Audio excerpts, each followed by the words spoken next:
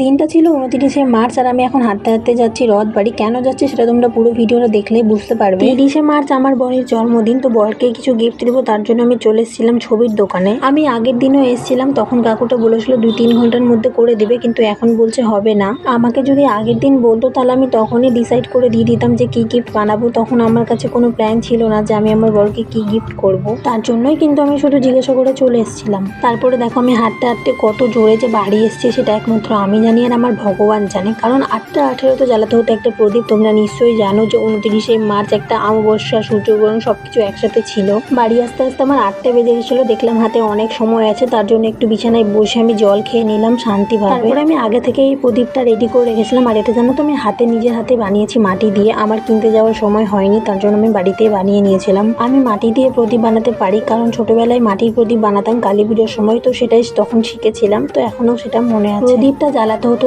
ঠিক কাটায় 8টা 18তে একেবারে দরজার সামনে। আমি ঠিক 8টা 18তে একেবারে দরজার সামনে প্রদীপটা জ্বালিয়েছি। আর আমি আমার মনের ইচ্ছা স্বপ্ন যা আছে সব ঠাকুরকে জানিয়েছি। 30 বছর পর পর নাকি এই সালটা পরে, অমাবস্যা সূর্যগ্রহণ সবই নাকি 30 বছর পর পর পরে, সবাই বলছিল। আর সোশ্যাল মিডিয়াতেও আমি দেখলাম।